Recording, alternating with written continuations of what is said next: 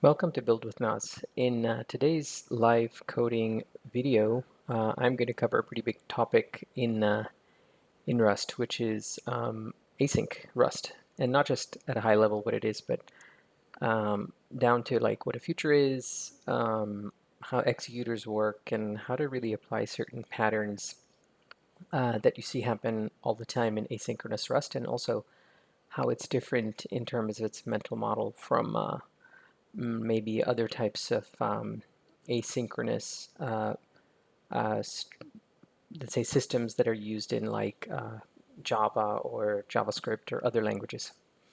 So to kind of set the stage, also in today's video, I'm going to be implementing quite a few things from scratch, which is we're going to take a look at the future trait from scratch and actually implementing it. We're going to build an executor from scratch, and we're going to talk about how real-world wakers work with Linux syscalls like epoll or IOU ring. We'll also do some interesting exploration of concurrency and parallelism, and then walk through how async streams work, and also show an example of certain patterns that keep presenting themselves in a very consistent manner across many different problem domains, and that ends up being the use of channels with async Rust in creating event loops that are non-blocking and asynchronous. So with that kind of background, and then I'll also go through quite a bit of source code in existing projects, other crates that I published where a lot of these patterns can be seen in real world examples. So to kind of get started, to do a level set, so in Rust, let's say that you can write sequential code. Sequential code is just normal code. There's no async keyword or await keyword. You can also write concurrent code. So sequential code can be run sequentially, or you can use thread spawn to run it in parallel.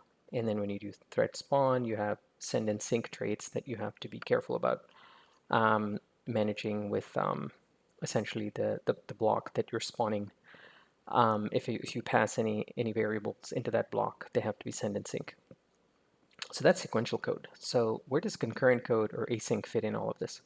So concurrent code can be run on a single thread, just like sequential code, or on multiple threads, very much like sequential code that's running in parallel. So how to think about parallelism and concurrency in sequential code and all that. So concurrency is a way to structure code into separate tasks. And just because you've chunked your code into these separate tasks doesn't necessarily define whether they're going to be running on a single thread or multiple threads. So to define or describe how many threads they're going to be running on, which is considered a resource on a machine because you have different cores. So the threads are mapping to those cores. The operating system threads are ultimately going to a scheduler, which is being scheduled to run on, let's say, a multitude of these cores, and the OS is taking care of it. So parallelism is a way to specify the resources, whereas concurrency is a way to structure your code.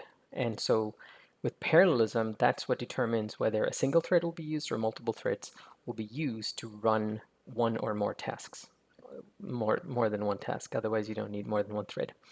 So these two concepts are not the same. They're related, but they're not the same. So we're going to do a deep dive into all of these concepts in today's video. So one thing I just wanted to get out of the way is that what is async? What is it not? So a lot of, I don't know, I've seen mentions to essentially getting started quickly with Rust async by simply putting the async keyword as a prefix to a function when you define it, and then when you call it, just put .await at the end of it. So this is not really necessarily a good idea. It may work some of the time, but like if there's an async function and there are no await calls inside of it, it probably doesn't even need to be async. So yeah, just simplifying to that degree doesn't necessarily make a whole lot of sense. So with that said, the first thing we're going to do is we're going to take a look at what a future is. So to kind of get started, this is a really good resource, which is the async await primer, where, and I'll share all these links in the description of the video. So essentially, the way to think about it is that when you have an async code block, the compiler actually desugars that and turns it into a state machine. And that state machine implements the future trait. So it's kind of interesting. This is where things like pinning and a whole host of other things that we're going to see come into play. But that's kind of what's happening at a very high level. And so to kind of get a sense of this at a very sort of concrete level, let's create a new crate. We're going to call it cargo create. What is this? Oh, cargo new. We're going to call this rest async. And let's open rest async. Okay. And I'm just going to create a bunch of code examples from scratch, which should give us a sense of what a future trait implementation looks like.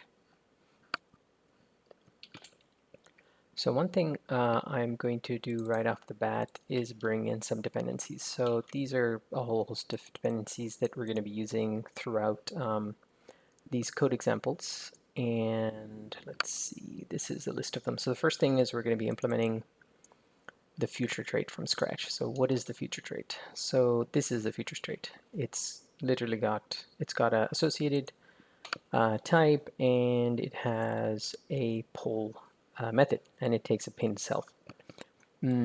So let's do this. Let me start here.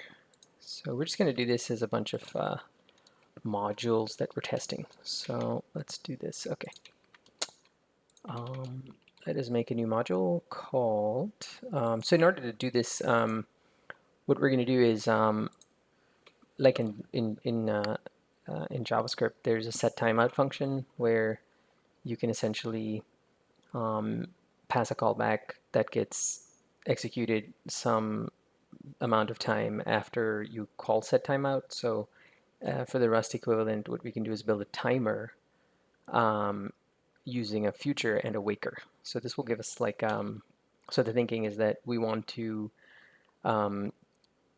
create a future which functions as a timer so that once we await it, it will essentially wait for, let's say, 200 milliseconds, and then once that time has passed, it will wake up our task, and then our task will resume.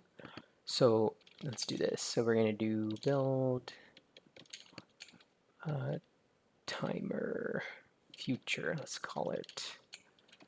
And there's some wakers involved. Okay, so here, actually, since there we go. Let us do this. Oh, I ended up making let's call this librs because I don't want a main function. Let's see, librs. So I think I over zoomed. Let's try this again. All right. Okay. So in librs, what we want to do is let's bring in a bunch of imports because we'll need all of these. So the thing that we have is a timer future, and the timer future. So to kind of look at the code and what it'll end up looking like is that we will create a test that kind of looks like this to kind of back into what this code would look like. So let's make a timer future, and what we're going to do is that we're going to say something like timer future equals timer future, and let's say none of these is implemented, but we're going to say something like for milliseconds, maybe 10 milliseconds, and then we're going to do something like this. We're going to say timer future await, and what this await will do is that so a task is a future, And async, whenever you put the async keyword in front of a function, it returns a future basically. And in Rust, futures are just data structures. They don't actually do any work until you call .await on them, and that's when the actual runtime does some work with that future. So here, this Tokyo test is actually telling this this test to use the Tokyo runtime in a single-threaded executor. And so here we have a made-up thing called timer future, which we're going to build in just a moment. And what we're doing is we're awaiting it, and it should be awaiting for 10 milliseconds. And so we're going to have to do an assertion we're going to have to do an assertion before, and we're going to have to do an assertion after. Assert something before, and this is assert something after. So this is just kind of stubbing out what roughly the code will look like. So this is kind of what this is. So with the timer future, in order to keep track of what's going on, we need some state information that this timer future itself will need to hold. So the timer future, that's the thing that we are instantiating and then we're awaiting. So this .await call. So the timer future itself has some shared state information, and that's actually right. And then so now we need to make this shared state thing. So what will the shared state have? That's actually right. It has a flag which basically will be set to true. Actually, it'll be set to false when we create the timer future, but then once the 10 milliseconds delay has expired, it will be set to true. And the waker is, we'll see how we use the waker in just a minute. So under the hood, what we're gonna do actually is we're gonna spawn a thread. I mean, this is just a made up example, but we're gonna spawn a thread to actually wait for, like, let's say 10 milliseconds and then wake up the future. So basically the task that's awaiting on this to be ready, what'll happen is that the first time, actually, let me just write this out because we'll actually see the life cycle of this as we build out the this timer future thing. So one thing we want to do is, so we need to do two things. We need to build this new function, and also we need to implement the future trait, this thing, for our timer future. So let's implement that. So we're going to say to do impl future trait for timer future, and we also need to implement actually, it was correct. Oh, wow, Copilot is right. So let's do this. Implement future for timer future. And so as you can see, we need an associated type. Actually, is this right? Let's see. So yeah, the associated type is nothing because we're not returning anything from this future. We do have to implement the poll method. And let's see what it does. So it takes a pinned mutable self. So the reason it needs a pin, and then I'll explain this as we get into the life cycle a little bit more later on in the video, but there's a reason for this to be pinned. It's because the nature of how when Rust, the compiler, desugars the async, when you put async in front of a function, it desugars it, it generates a finite state machine. And essentially what happens is when you first call that function, it executes up to a certain point, and then it hits an await, something not await. And then what happens is that that task is then removed from the executor, and it's put into a waiting state. So when that particular task that's waiting, it's going to be woken up by something else down the line, and once it wakes up, it will be submitted to the executor to check, to poll it again to see whether it's ready or it's pending. So that's roughly what's happening. And the reason the state needs to be pinned is because once the function is called, an async function is called, and then it hits the first await point and it returns, when a different thread potentially runs that function again, it has to resume from that await point. And for that reason, there's pointers to structs that have to be maintained, which is why, because because the same function essentially becomes stateful. And so when the same function is called again by the executor, potentially in a different thread, locations in memory have to be stable, pointers have to be stable, and that's why this is pinned. And this is explained in a great amount of detail in this asynchronous programming Rust book. I recommend you take a look at the pinning section, and it explains it really well. Okay, so with that sort of little overview of pinning aside, let's continue to with what we're doing. So the first thing that happens in this future is that when this future is submitted to the executor is going to call poll. That's what happens here when you say .await. So if you didn't say .await, nothing happens. This future doesn't do anything. It just sits there because it's just a data structure. When .await is called, then the poll method gets executed, and then the first thing it does is it checks to see it can either return ready or it can return pending. So in our case, what we do is that we have this thing called shared state in here, and it has a completed Boolean. So we check to see whether it's completed or not. If it's completed, we say, okay, it's ready. And then if it's not completed, then what we have to do is this thing. We have to take the waker from the context. So every when you implement a feature, you get a context, and the context is a way to deliver a waker. And we'll see what the waker is in a minute. But yeah, so essentially we have to do this. We create, we get the waker from the context, we clone it, and then we put it back into the future, because we're only dealing with a single future here, which is just timer future. So this is something that, is roughly what's happening when the poll function gets called. So what is transitioning it from, completed to completed from, let's say, false to true.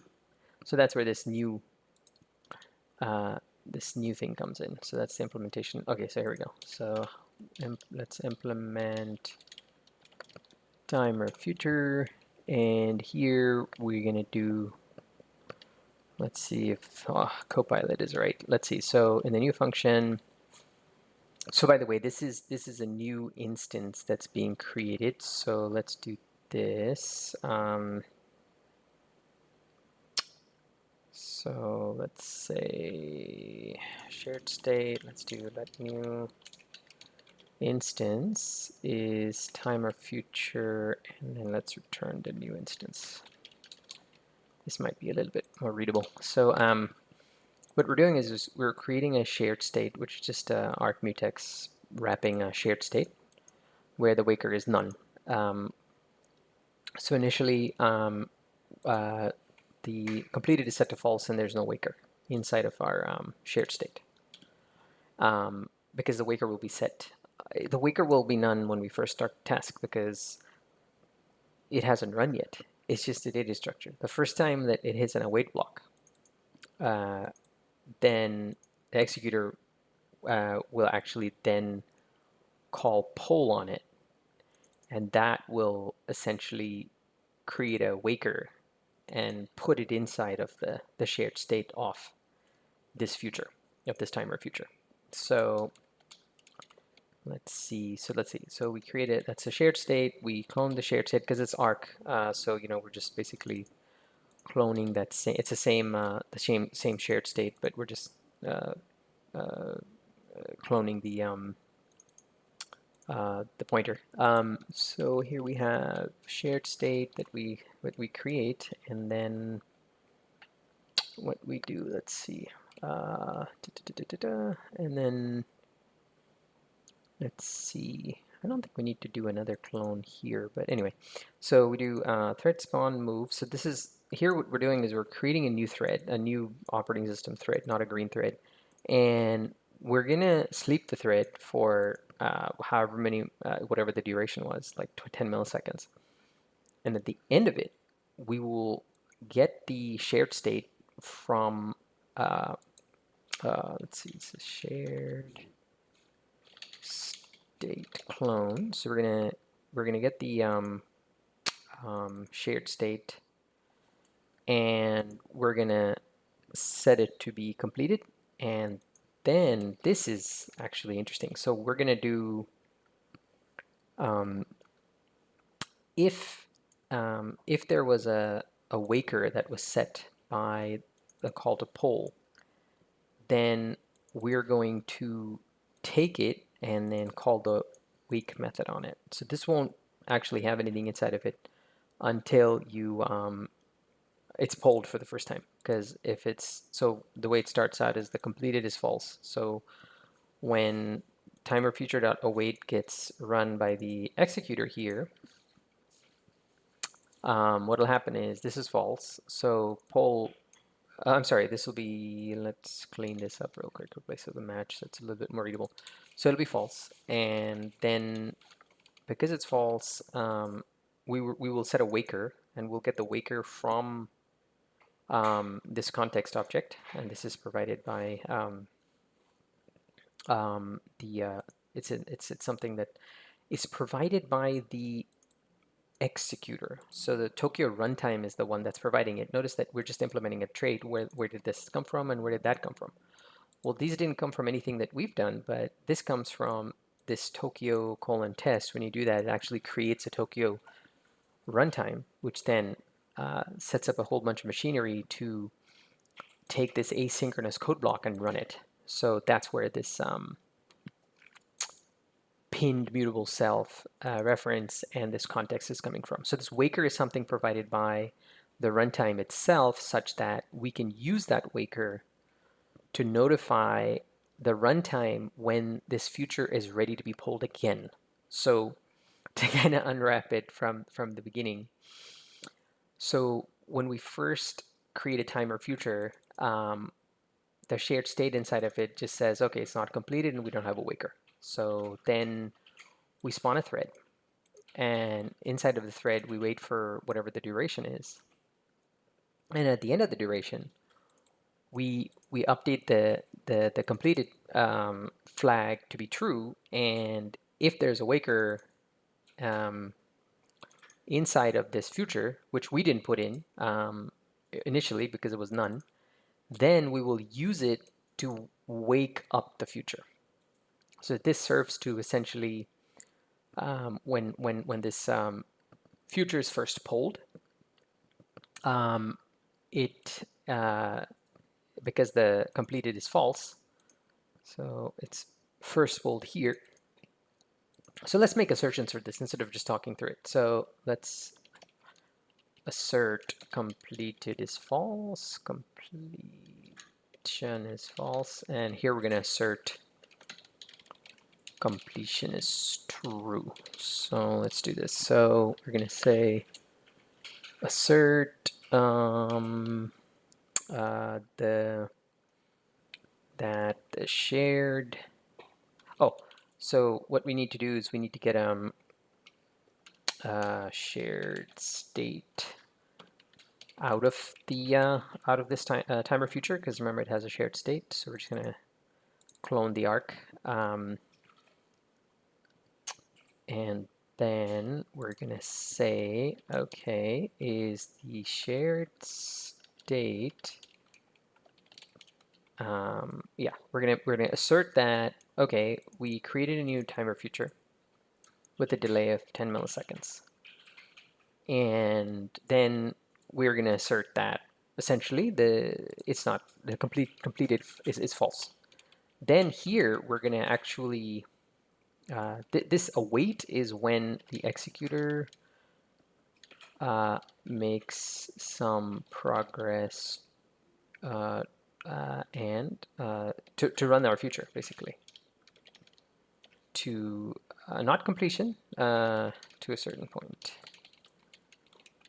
And so here we're gonna say, okay, is this complete? So let's see if this runs before getting any farther into it, and then we'll just unwrap. Okay, so the test passes. So this actually worked. So what's happening here is that, okay, so we created a new timer future, and inside it has some shared state, completed is set to false, and we don't have a waker. Okay, so here we could also check to see that the waker is none. So we can say assert Actually, shared state lock unwrap waker is none. So you can do like that, and that should be true also. And then, okay, so basically our completion is false, and there's no waker, which tracks with what we understand so far. If I don't call await, nothing happens. Basically, this test will fail because it will not be completed. See, not completed because nothing happens in rest unless you call .await. The future makes no progress. So any work that has to happen with this timer future data structure, this will happen only when .await is called, because that's when the compiler desugars this and turns it into a finite state machine, and then this is handed off to this Tokyo runtime, an executor. Then the executor will poll this to do some work. So to a certain point by polling it. That's how this works. So this is the crux of one side of this whole situation, because we haven't talked about what an executor is, or we'll make one in the next step actually. But this is on the future side. So we're going to be talking about the executor side in just a moment. So here we're just going to assume the following happens. When I say timer future dot await, that this Tokyo executor will poll our future. And when it polls our future, the first thing it's going to check whether its shared state is completed. If it's, which it isn't. So because it's false, what it will do is that it will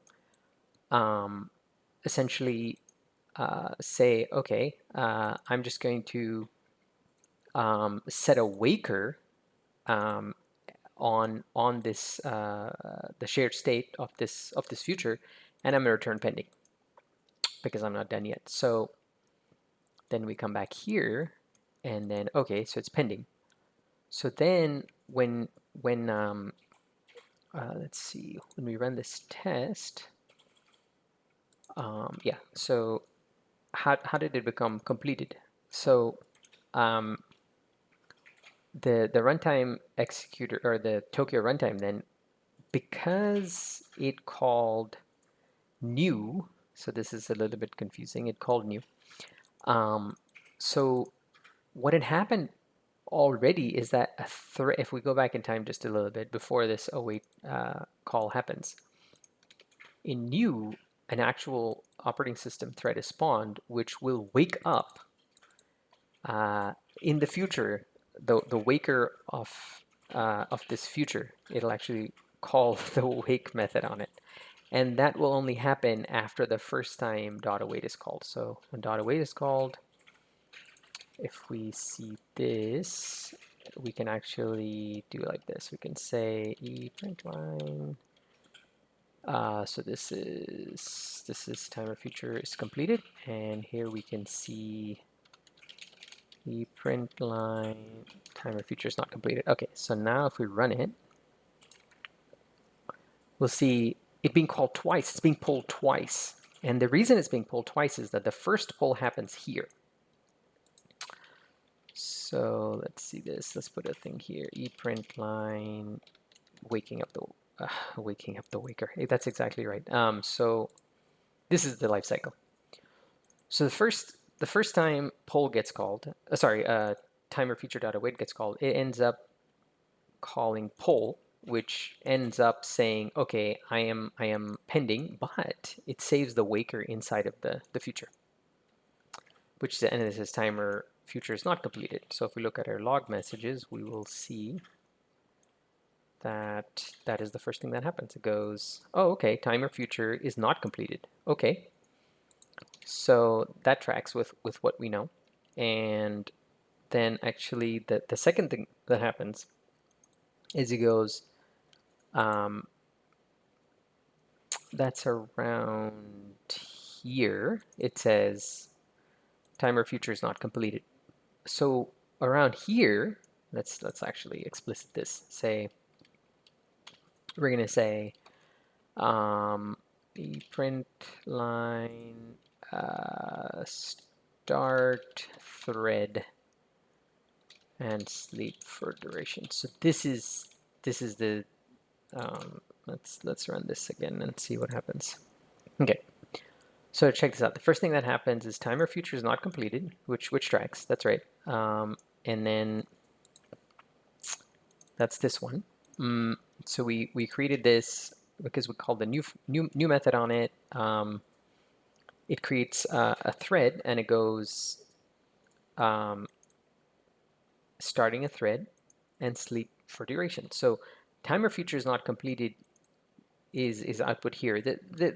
These logs are not in order because they're just happening over multiple threads. This is a thread, that's a separate thread. And so, but essentially, like what's happening is that there's a thread that started that's sleeping. It'll, by the time it wakes up, this has already been called. It would make more sense if this was the first line, but that's not how it's outputting. But it doesn't really matter. So, so essentially, so the thread got started when we said timer feature colon new, and then that waits for, let's say, the duration, which is 10 milliseconds. In the meantime, timer feature.await gets called, which then ends up running this branch, and it goes timer feature is not completed. And remember the waker is not set. And so we just get the waker from Tokyo and stuff it inside of the future, knowing that we're going to be using it elsewhere. And so then 10 milliseconds passes. And when 10 milliseconds passes, look at this. This is the code that wakes up the waker. So we set the completed flag to true, and then we get the waker from the future. We take it, and we call wake on it.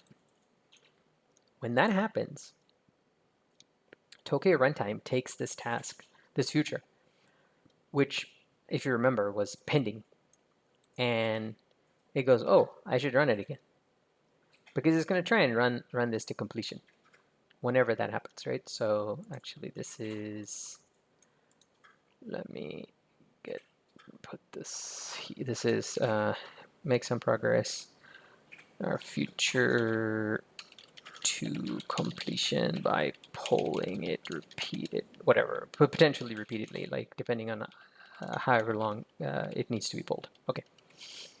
So, so after 10 milliseconds, because the thread wakes up, the thread then takes the waker, which was already set earlier when the first time poll got called, and then once waker.wake gets called, Tokyo will then turn around and call poll again on that future. Only this time, its completion is set to true. So this branch will be executed. And this is what dumps timer futures completed to the log output or standard out. And then it goes, okay, poll ready. That means it's finished. The future has run to its end, and then this will continue past this point. So it will no longer await. It's finished. So the timer future has run to completion, and it has produced a ready. And then finally, when we assert that the completed state of that future is true, it's true. So there you go. This is like a deep dive into implementing the future trait from scratch. So the next thing we're going to do is we're going to build an executor from scratch. So this is like the other side of the story, so to speak, where we made a future, and our future was just like a thing that waits for 10 milliseconds. At the end of 20 milliseconds, wakes up, and then whatever code was awaiting it basically resumes. And so now we're going to do something quite different, which is, what if we didn't have Tokyo and we wanted to build an executor? So we're going to do executor to run the timer future. So this is like, if you remember, this was using the Tokyo executor, which we didn't write obviously, but this is like, okay, what if we didn't have the Tokyo executor? How would we what would that look like? So there's a bunch of imports. I'm just going to put it in here because otherwise it would take too long. One of the things that we're going to be using is a futures crate to implement our executor instead of Tokyo. So we actually need like two structs. So we need an executor struct, and we need a spawner struct. And let us do this. We can do, let's see, we also need a function to create the spawner and executor. So we're going to do pubfn new executor and spawner, and that's not exactly right, but close-ish. Let's do this. So we're going to do, so this is what we're going to do. When there's going to be two pieces of it, we have a future already we've built. We need to take that future and we need to give it to the spawner. So it's just like Tokyo spawn. Then we tell the executor to run whatever we have spawned. And so we're going to use a channel as a queue to hold tasks that are submitted via the spawner for the executor to run. So for now, we're just going to have a single task, but you can imagine in Tokyo, this is far more sophisticated. So so one thing we need is a channel. So we're going to say let sender, let's say task sender task, let's see, receiver, and we're going to do a sync channel. And this is from the futures crate. So this one. Where is it? Nope, this is not from futures crate. This is the wrong import. Oops, this is not correct. This is supposed to come from, oh, never mind. This is from the standard library. Okay, never mind. So we're just going to use a simple channel, nothing fancy. So sync channel, and we're just going to say the maximum tasks is 100, and here we are going to put a task. So the executor will get the receiver, and the spawner will get the sender, because it will send tasks. And then I think we also need a task, because that's going to be a thing. So we need pub struct task. Okay. So the task is actually going to contain, the task is like a top level async block. In our case, it's just going to contain a single feature. So, oh, that's actually right. Task is that. Oh, and also we need this thing called a sender. And the reason we need a sender is because if a task is being polled by the executor and it's not ready, it's pending, then we're going to put it right back in the sender, so that the next time, whenever it becomes ready, it can be removed from there.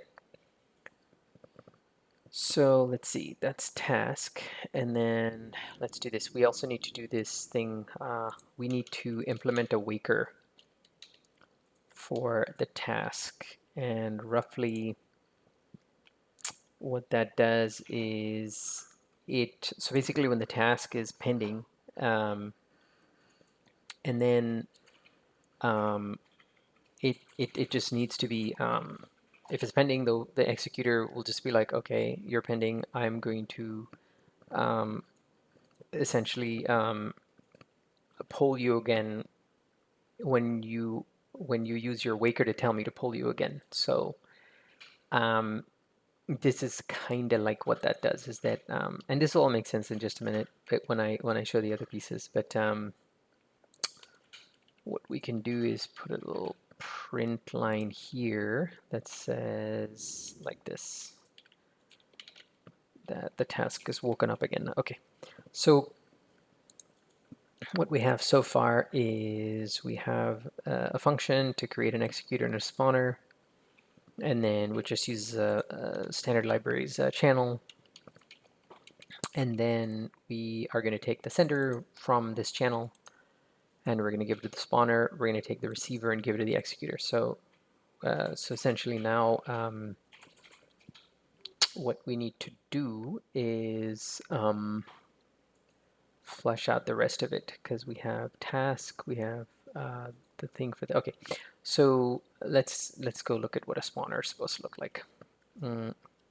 Let's finish up, let's do spawner, because the first thing we're going to do is we're going to take a future, give it to a spawner. The spawner is then going to put it in the queue, and then the executor is going to have to be told to run. So we're going to have a task sender, and the reason we have a task sender in the spawner is because when we tell the spawner to spawn a future, we're going to take that future, we're going to put it or send it, add it to this channel. So that's what the sender is for. So then we do impl spawner, and we have pub spawn. So what are we going to spawn? Actually, let's see if this is right. Let's not really sure about any of this. Let's do this. Let's do this one step at a time. Let's do pin boxed future. So the future that we take in the spawn function, we're gonna do this. We're gonna say future boxed. So we're gonna pin it and box it, and then we're gonna create a new task from that future. You're gonna add some more data to it, and we're gonna say new, and the future is going to be, let's see, what is our task struct? It's going to be boxed future wrapped in a mutex. So we're gonna say new, and we're gonna say box pinned boxed future, and let's make this pinned, and then we're just gonna clone the task sender and then put it in this task. By the way, notice it's arc task. It's not arc mutex task, because once we wrap this task, move it into an arc, we are not going to modify it. We are going to modify the future that's inside of it, but not the task itself. So that's pretty much done. And then here we can say this is, let's see, is that right? Let's do blue. So we're going to say we're going to say sending task to execute. Well, not really to executor. It's more like yes, task spawn and added channel. That's exactly right. This is a good message. So we got the task, we got that, and then this finally what we do is we take this task that we just created and we send it to the channel. So this will basically, when spawn is called, and we can actually see this in action. We can do, actually let me build out the executor first, and then let's see. There's going to be to actually run all this, we're going to do this. We're going to say this one we're not going to do Tokyo test, because so we're going to do run spawner and executor. So we're going to create nope, this isn't right. That's okay. We're just gonna leave it for now. Actually, we're going to use the timer future. So we're going to say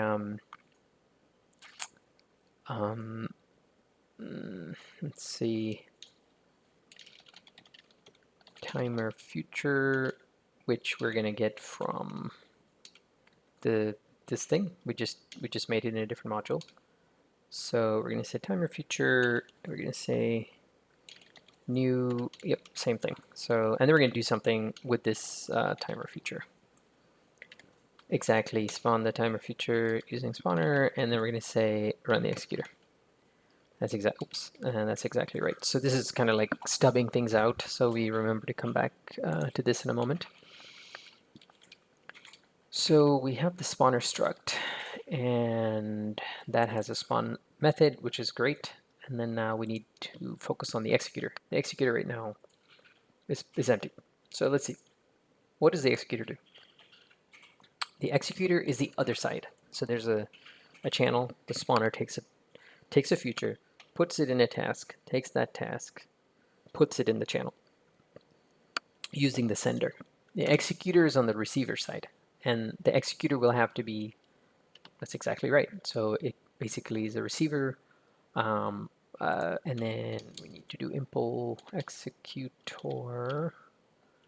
And here we're just gonna uncreatively do like this. We're gonna say run, and so let's see if this is right. So what we do is, actually it's not, I don't like this for loop, so we're going to replace this with a while let, I think it's okay task, like that. Let's get rid of this. So, okay, so this task receiver is the thing that the spawner has put a task in. And so I'm going to, in an infinite loop, I mean, we can also do it like this to be more explicit. We can have a loop and we can say match, let's say, okay, oh no, match self task receiver receive, and let's break it down even further. There we go. So essentially, in an infinite loop, we're going to say, okay, if there's something inside of the receiver, then take it out, remove it, and then do a bunch of stuff. So we're gonna, I don't know if this is correct or not, but we're gonna let's annotate some of the stuff. So when the executor gets started, we're gonna see this output, and then let us see. Let's do this. Take this out, and then first thing we're gonna do with this is that we're gonna get the we're gonna dump some output. There we go. We're gonna say, okay, I got a task from the receiver, and then I am going to essentially pull it and see if it's done or not. So we're gonna get the let's see, we're gonna call this arc task, and we're gonna get the future out of the task, and then we're gonna say future in task take. So we're gonna, let's see,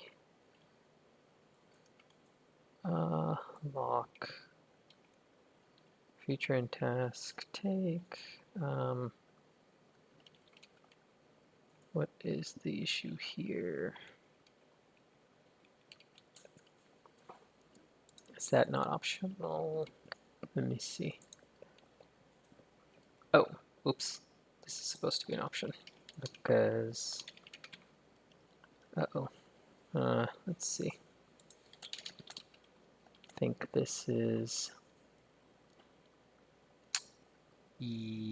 let's see, is that right? When we spawn, yes, that is an optional. So that was a mistake. So basically, there may or may not be a future.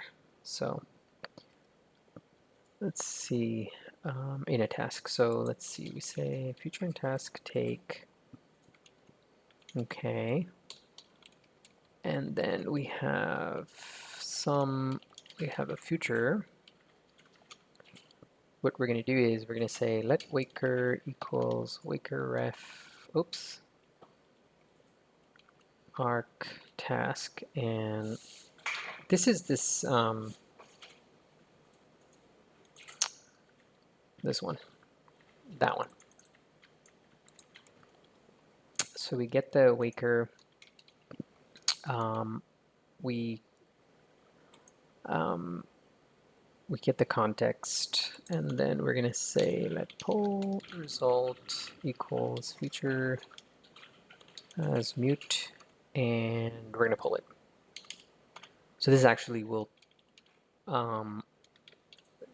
actually make it will make the future do some work. So what is wrong with this? Oh, I see. There we go. And then so here it's going to be, let's see,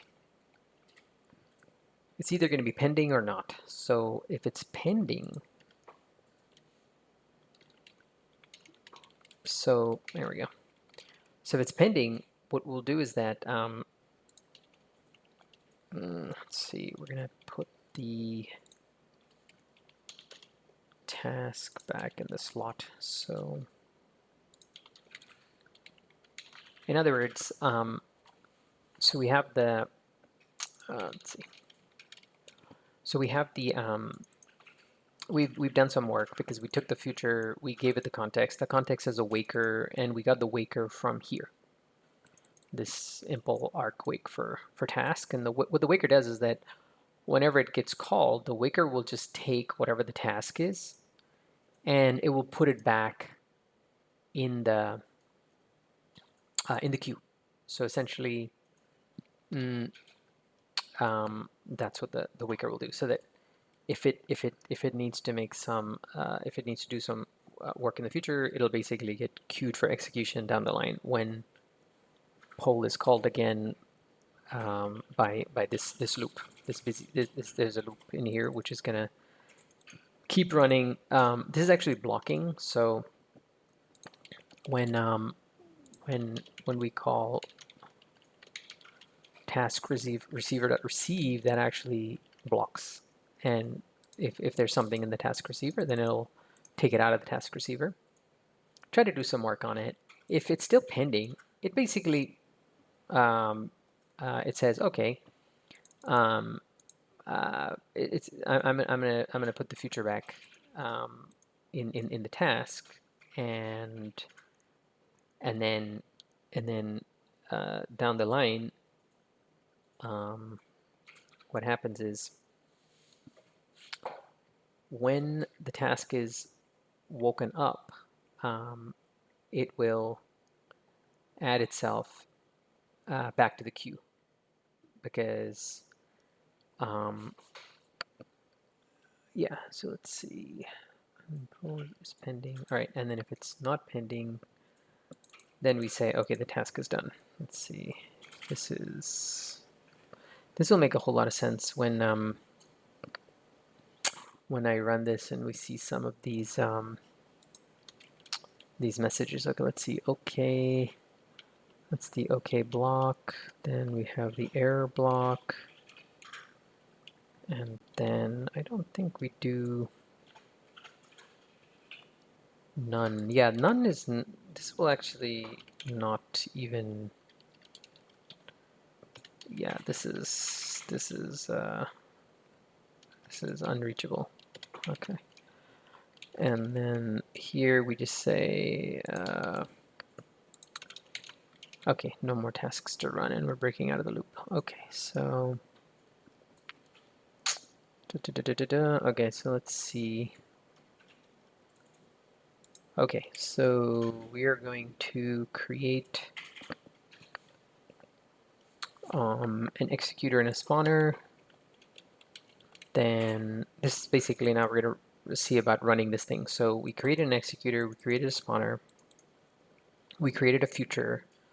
So now what we have to do is we have to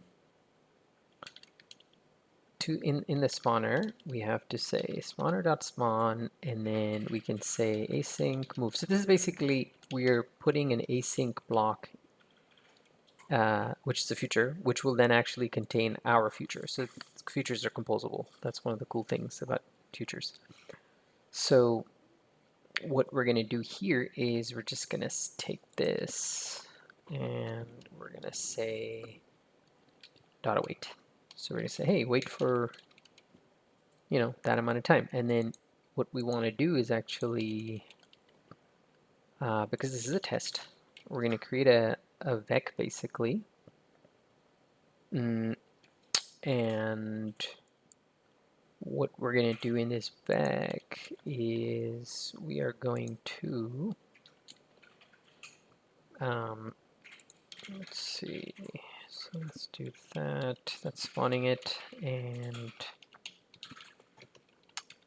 what we're going to do is we're going to put messages before and after the in our async block. So, and then we'll basically check for this later. So now we're going to run the executor. So before I run the executor, I'm going to drop the spawner. This is actually not necessary. This is just to make sure that like we're not going to be adding any more tasks into the queue, so it kind of closes it off. So basically, once we call executor.run, whatever was in the queue up until this point will be run, and the rest of it, that's it. That's the end of it. So, and here we will do something like this, where we will say, okay, so let's walk through this real quick. Okay, so let's see if this runs. All right, so it works, and I'm going to walk through the these output messages because they make a whole lot of sense actually. So so the first thing we've done is, this is just for testing purposes. First thing we do is we created a new executor in spawner, and what that does is it creates a channel, which is basically a queue. It takes the sender end of that channel, puts it into a spawner. The receiver end of that channel puts it into an executor and gives us the executor in spawner.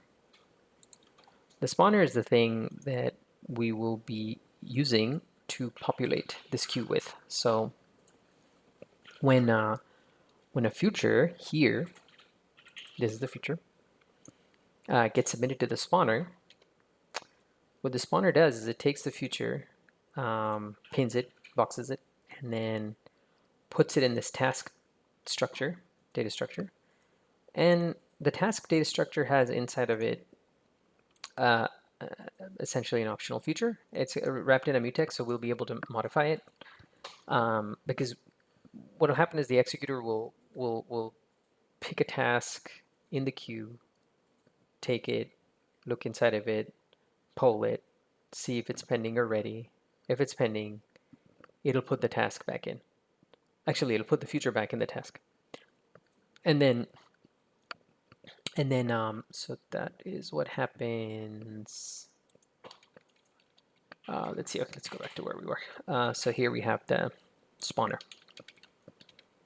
I'm getting too ahead of myself. So the spawner create the task, and it just puts it in the queue, and it's done.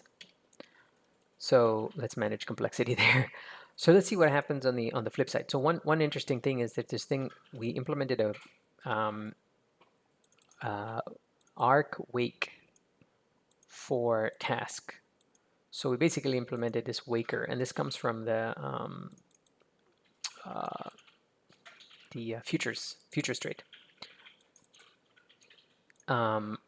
So these wakers are used to signal executors that a task it owns is ready to be pulled again.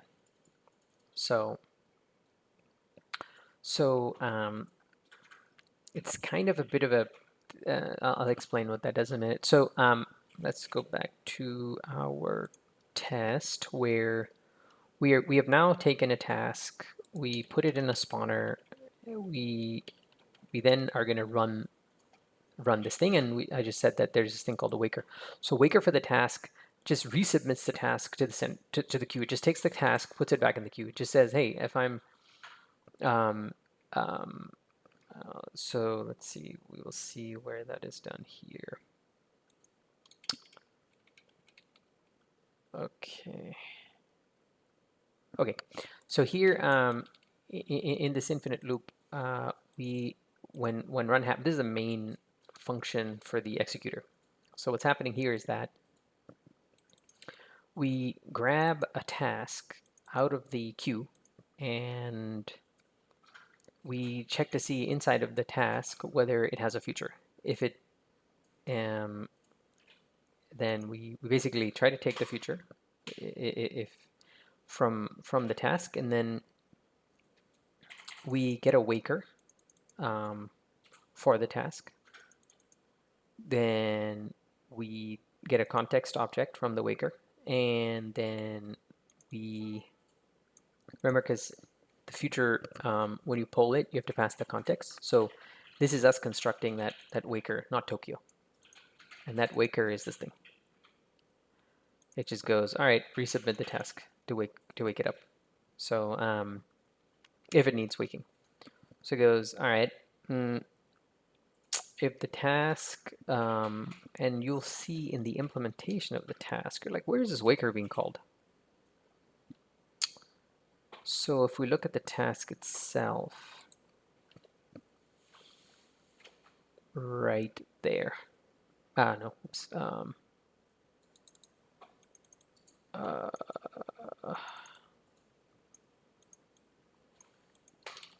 I think not there. This one, right there, waker.wake. So this is the other side of the future. In the future, like Tokyo had given us the waker, so we were just using it. But now, I don't know if you remember, in the timer future, we had spawned a thread, and once that thread had finished sleeping, it would wake the waker. This is that waker. So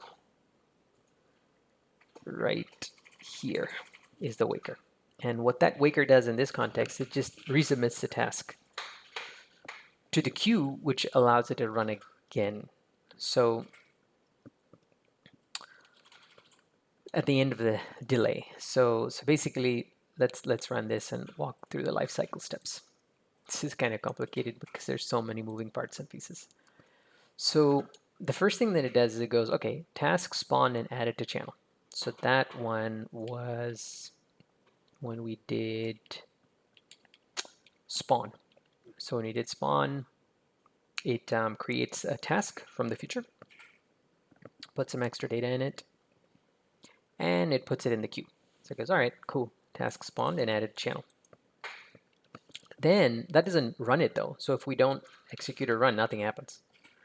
So, but when we call run on the executor, the first thing it does is that it enters this infinite loop.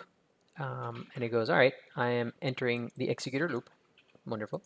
Then it goes, all right. In the loop, it tries to get something, it tries to get a task from the queue. And it goes, all right, I found a task in the queue. I'm going to run it. And it goes, all right, I'm going to run this task. It goes running task. Got task from receiver. And then it goes, remember the future when you run it, there's a 10 millisecond delay initially when it's not completed. So it correctly polls it. And when it polls it, the first time it polls it, it goes, oh yeah, it's not complete. So that is correct.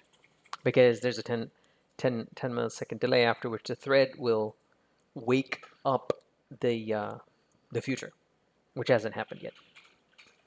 Okay, so it goes, poll result is pending. Wonderful. We got that here. Poll result is pending. Let's see, timer feature. Oh, timer feature is not completed, by the way. That came from here. This one. So now we're in the future that we created, the timer feature, and then we handed it a waker. It's going to take that waker and it's going to put it inside of that future, so that once this thread completes 10 milliseconds, in the future, it will wake up. It will wake up this waker, and this is where the waker came from. So it happened here. this is where we're making the waker, which will be used by that thread in the future. Okay, so guys, all right, this is from the timer future struct, not in this code. And he goes, I mean, not in this function. Then he goes, all right, poll result is pending. That's this one. And then he goes, putting task back in slot. So it's actually not putting task back in slot. This is putting future back in slot. So what it does is that this future, it's not done. So it just literally puts it back in the task, and then leaves it alone. And then if it wasn't for the waker, we wouldn't get the second iteration. It would just like stop here. And because there's nothing else for the executor loop to do at this point, because it put the future back in the slot, and that's it. But this is empty. The task receiver is empty. So 10 milliseconds passes. Remember that start thread and sleep for duration?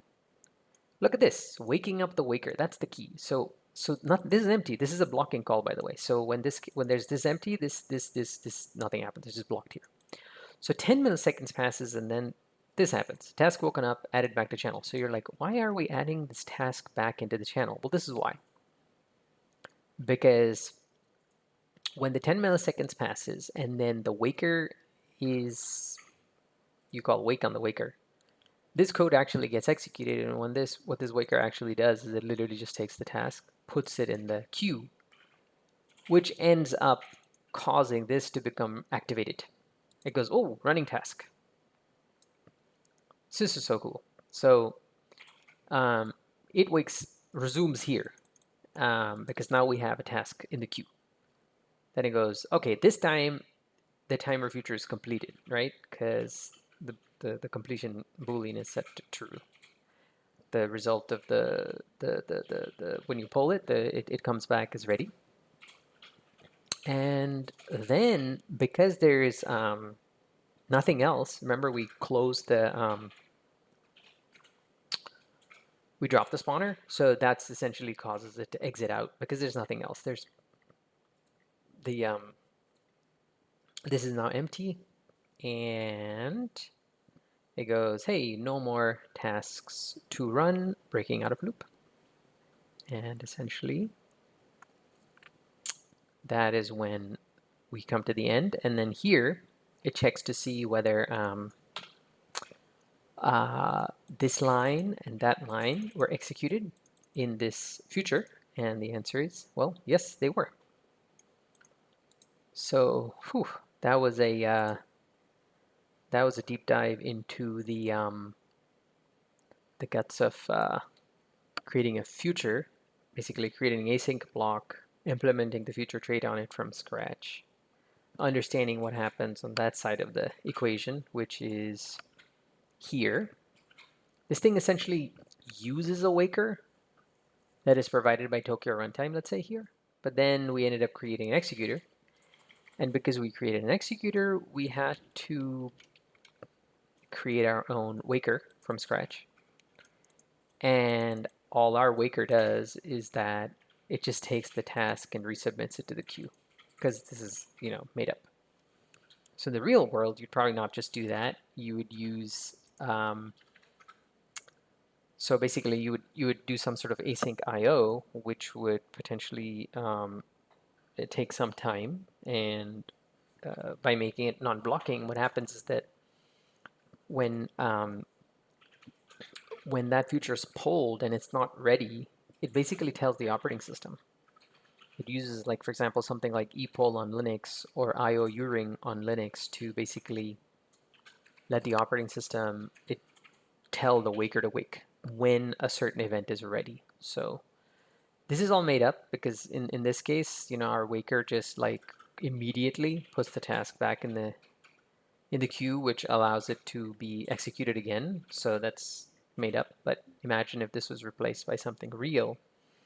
And what it would do is that it would leverage some operating system syscall to essentially determine whether a particular resource was ready. And if it is, then it will invoke the waker, and that's resource efficient because the operating system is doing it and it's non-blocking.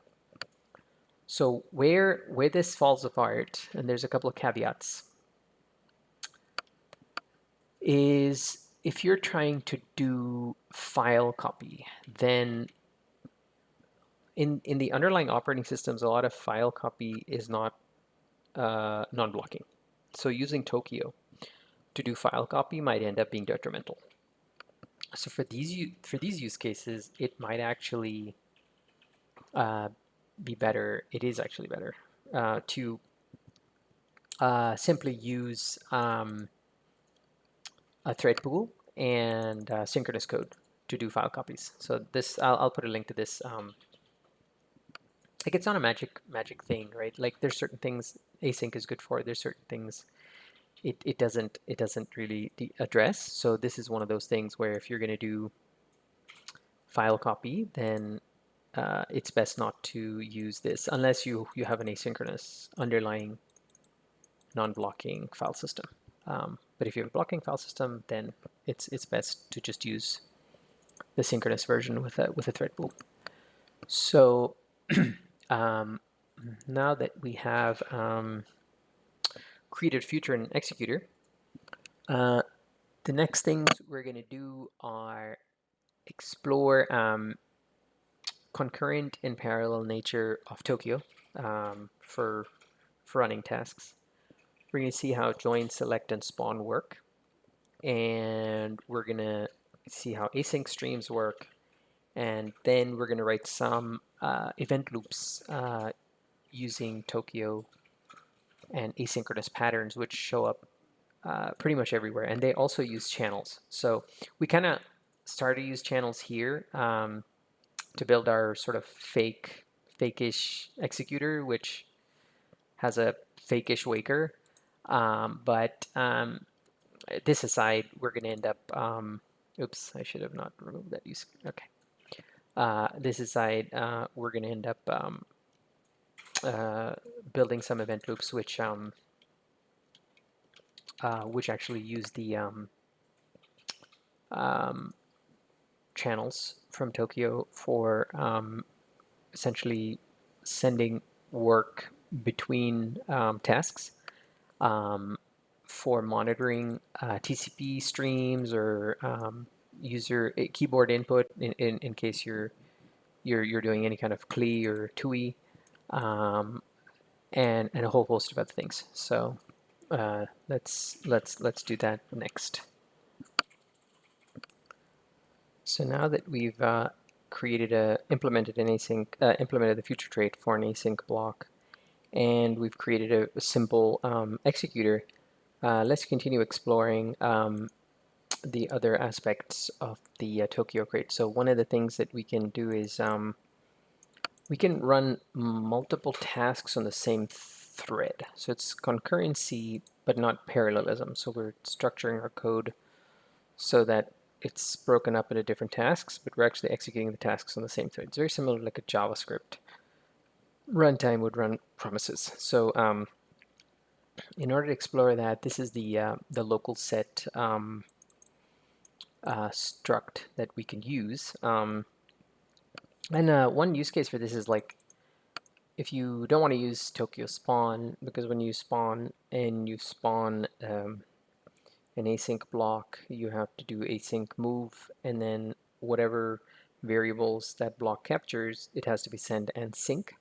So this is the situation where you have data that's not send or sync. So let us just build this out and see what it looks like. So this is LocalSet, and let us get some imports real quick.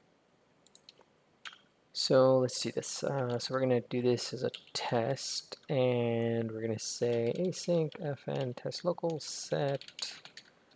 So we're running multiple tasks on the same thread. So let's start with our non-send and not, well, we can just say non-send data. It's like non-send and sync, but sure.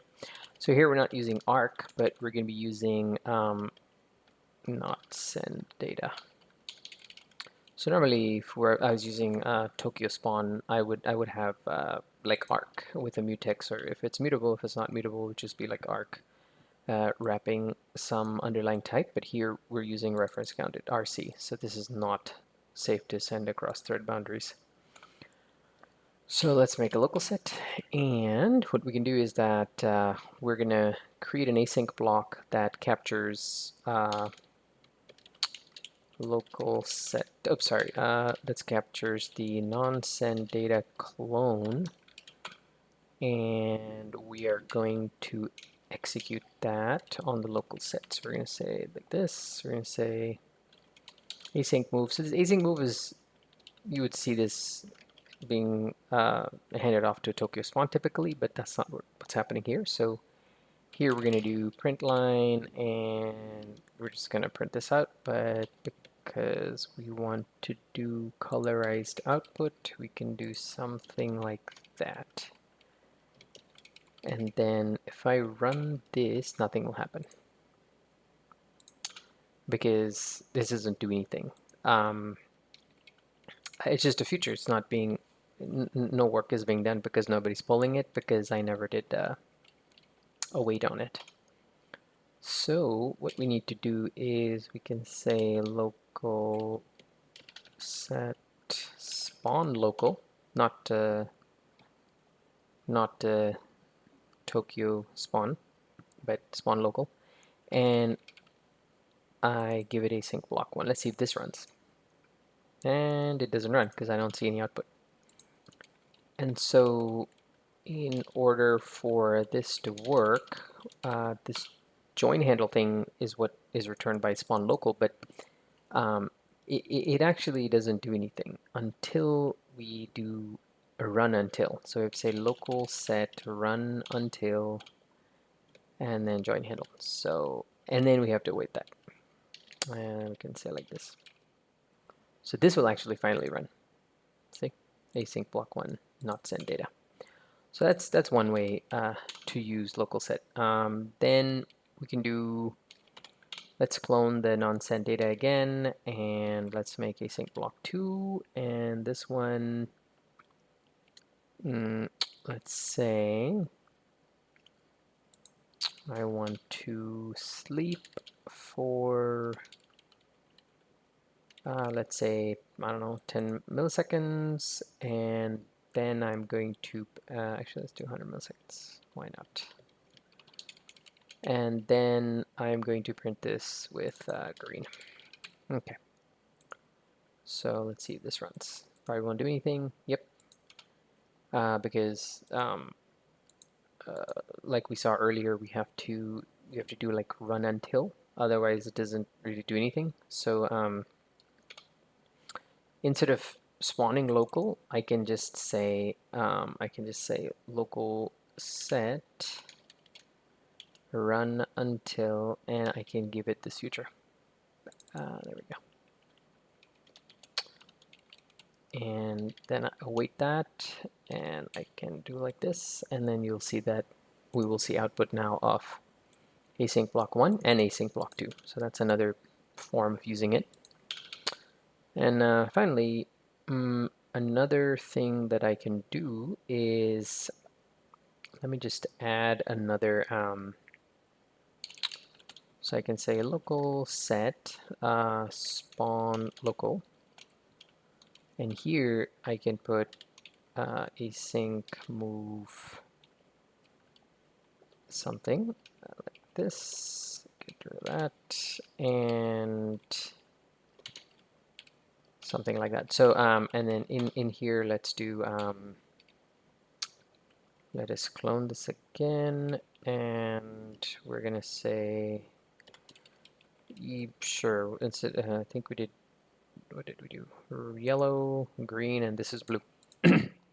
So if I do spawn local, as you can see, it doesn't run. So there's another way. If you have a whole bunch of these blocks that you've said local set run until. So local set run until will basically complete this feature. But if you have like but if you don't want to, if you kind of like spawn local a bunch of these async blocks, you can run them all at once by using local set await. Like this will run all the features that you spawned locally to completion. So here, if we do like this, you'll see, there you go, all three of them. So that's an example of using LocalSet, which is running tasks on a single thread rather than running them on multiple threads. So that's an interesting use case for non-send data. But it just also demos like the kind of like structuring your code for concurrency and chopping them up into little tasks, and then just because it's concurrent doesn't mean that it's parallel, and this demonstrates that. So let's look at how join, select, and spawn work now that we've seen LocalSet. This is further exploration of Tokio. So let's see. So let's do, we can collapse this now. And we can do pub mod, and we'll say demo join, select, and spawn. So this is what we're going to do now is just define a few tasks, and we're going to say something like pub async fn. I just need a bunch of different tasks that, and task is just like a top level feature. So whatever, task 1, then we have task 2, task 3, and then let's use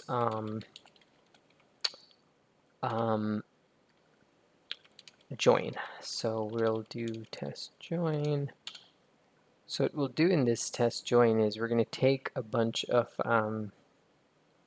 these tasks, and we're going to run them all to completion, which is what join is. So either if they all finish, then it works. If any one of them errors out, then the whole thing errors out. So you say Tokyo join, and like that, and then we can say print line all tasks completed. So let's run this, and we should see the output of 1, 2, and 3. So let's see what that looks like. There we go. 1, 2, 3, and all tasks are completed. So that works. So that's showcasing join. Also, like with Tokyo test, I can actually run this in a single-threaded or multi-threaded flavors. So this is kind of cool. You can do flavor equals multi-threaded, and you can even assign the number of worker threads. So if we run this, I mean, outcome I don't think changes here, but that's just an example. We'll be using that later in some of the demo where we use the multi-threaded variant of the test macro. Okay, so that is join. Let us do another one for, let's say, async function. Let's do test select. So select the select macro. The join macro will basically run all the futures and wait until they're all complete or any one of them errors out. Okay. The select macro will race all the futures, and whichever one completes first is the one that will be, in this case, that branch will be printed and the rest will be dropped. So because we're not putting this in a while loop, it will race each one of these futures. The first one that is ready will be, that branch will execute, and the others will be dropped. And when they get dropped, they get aborted. So as you can see, task 1 was the one that took the least amount of time, and so task 1 executes, and it goes task 1 completed, and then all tasks, actually that's not all tasks completed, it's like, and the fastest one basically, the one that resolves the most quickly, so 1 task completed. So that's the very different select. We're going to be using select macro in event loops quite a bit because it's useful for TCP streams, any kind of stream with its TCP or it's coming from keyboard input in case you're writing a CLI or TUI or you're connecting to MPSC channel or broadcast channel or any kind of channel. It's a very common thing to do. So let's do another version, another variant, which is we're going to do spawn. So spawn is going to, it's not like LocalSet, which basically it does a local spawn on this on the same whatever current thread. This one will actually spawn potentially multiple threads if they're necessary. So we do something like that, and so what we're doing here is we're spawning task 1, task 2, and task 3. You'll notice it says task 1, 2, 3 in deterministic order because of the delays. So what if we made them the same delay? Let's see what that does. So 1, 2, 3 still. What if we use the multi-threaded flavor? Hey, look at that, 3, 1, 2. It's non-deterministic order. So what you're seeing here is that because the delays are not the same, and because I'm using a multi-threaded executor, they're like running in different order, so to speak. So 3, 2, 1, and I said always 3, 2, 1, 3, 1, 2. So yeah, so that's pretty cool. We're kind of seeing a sense of like, okay, spawn does something very different than these other ones because they're running on multiple threads potentially. And then another thing that we want to look at is async streams, because we're in the realm of async, and async streams are another thing that we might want to take a look at. So let me close this up. So let's do async stream, and there's a bunch of imports that we'll be needing. This is a type def that we'll be using. It's essentially saying that it's a pinned boxed trait pointer, and that trait pointer is anything that's of type stream which has an associated type of a result. So that's roughly what this is. And so here what we can do is let's make an input stream,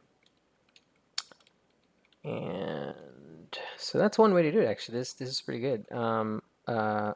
Actually, this is not what I intended, but let's do this. Let's make another function called getInputVec, where I'm going to generate a vec of,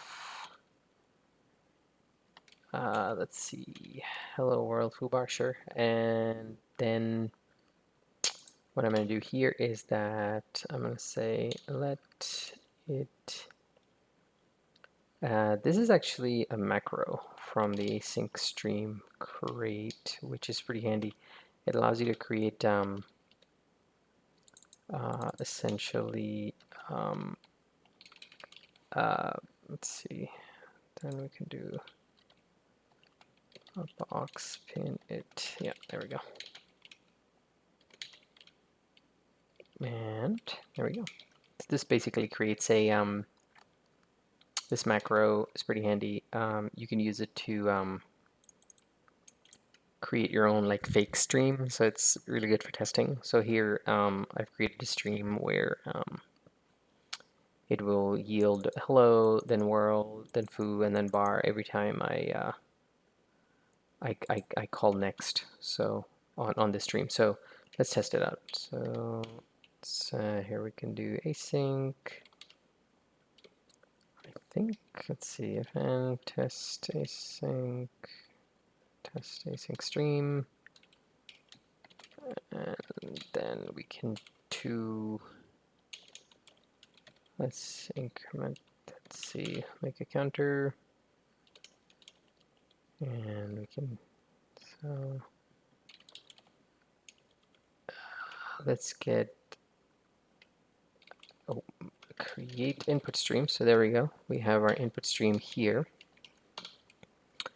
and then we can say while let some event, I mean it's not really event, but I mean it's just strings. We just say it next await, because these are asynchronous, and then we can say let left-hand side equals event. So we just grab the string out of it, and what we expect is,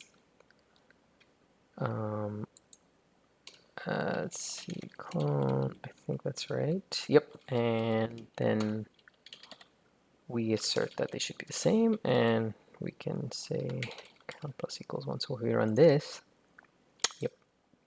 So essentially what it does is that every time you can see print line, we can see what's coming out of the event. It goes, okay, hello, world foo bar.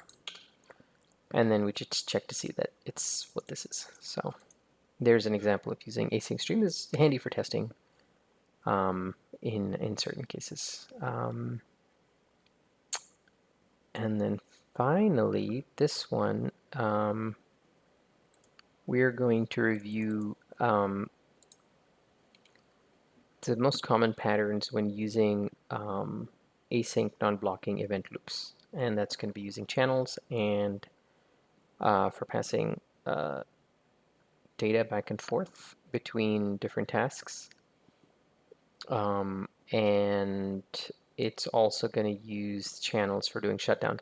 So even though I'm just going to be using made up broadcast channel or MPSC channel, both MPSC and broadcast channel, in the real world, which I'll show examples of, this maps really nicely to just using, for example, TCP streams or any other kind of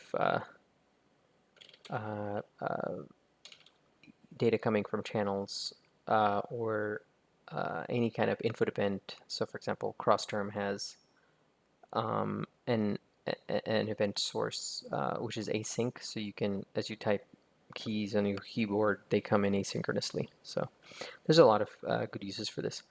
So let's do this, blocking async event loop. So even though this is sort of generalized, it's actually got quite a bit of practical applications.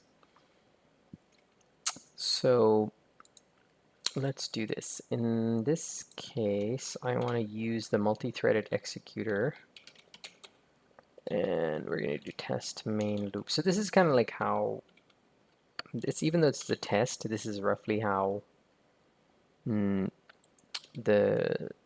main loop would be put together. So in order to show what threads are doing what and how they all map up, this is going to be using parallel execution of tasks, not like LocalSet where we did single-threaded execution of tasks concurrently. It's going to be parallel. And so one really awesome way to see what thread is doing what in Tokyo is to use the tracing subscriber. So basically, we're using Tokyo tracing. We're using the tracing crate and the tracing subscriber crate. And what this does is that it just kind of makes the log output or tracing output to standard out much cleaner. So here the main ones are this. We're just hiding the timestamp because that's a lot of, makes the output very wide. We're eliminating the timestamp, and we're just including the thread IDs and the thread names, which is really handy. So we'll be able to see which thread is doing what. So let's create some channels. So we're gonna create a channel to send events to the main loop, and we're gonna create a channel to send shutdown signals. So this is for cancellation safety. So there's a whole slew of let me share this. I'm going to put this in the, I think it's in here somewhere. There it is. So there's a whole video on this. It's you know, what is cancellation safety, and I'll share this in the description in the video. It's a really good talk by Steve Klabnik, and then this one is another talk by Nico Matsakis, sorry. And, so I'm Nico Matsakis. This is great. Nico Matsakis does a fantastic job with talking about async rest and some of the gaps in async rest. This is also a great talk. Asyncs and awaits, and it probably which I will share in the video. So let's see, these are going to be links in the video.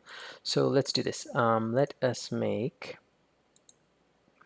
a channel to send events. This is going to be an MPSC channel. So I'm going to do let event channel is Tokyo. Yeah, I'm just an MPSC channel. So multiple producer, single consumer.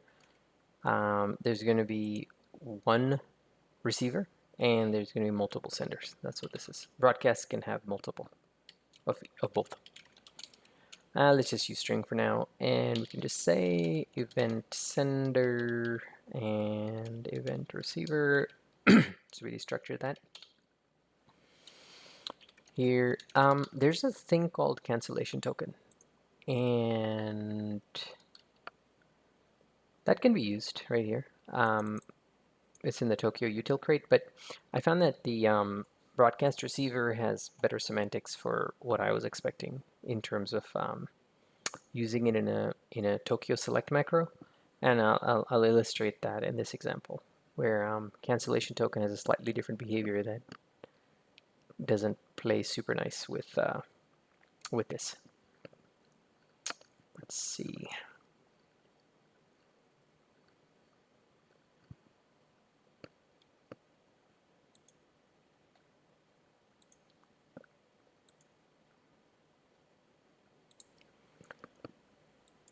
Okay, so let's create a shutdown channel, and this is going to be a broadcast channel, and it's just 200. Only this one, it's just going to be unit type, so we're just going to send, essentially it's going to be like shutdown. Like, if anything, if unit is sent over the shutdown channel, the receiver will shut down when it receives that that signal.